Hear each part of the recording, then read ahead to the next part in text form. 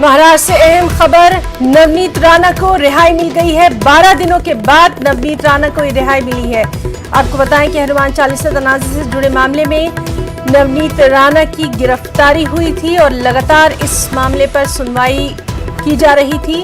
और उसके बाद अब ये बेहद अहम खबर कि नवनीत राणा को 12 दिनों के बाद रिहाई मिल गई है। तो अहम खबर, नवनीत राणा को रिहाई मिल गई है। 12 दिनों के बाद उन्हें ये रिहाई मिली है। हनुमान चालीसा तनाज़े से जुड़े मामले में उनकी गिरफ्तारी हुई थी। उसके बाद कई समातों के बाद ये फैसला आया था कि राणा जोड़े को जमानत मिल गई। उसके बाद अब ये अहम खबर, आपको बता दें कि नवनीत राणा को यहां से लीलावती अस्पताल ले जाया जाएगा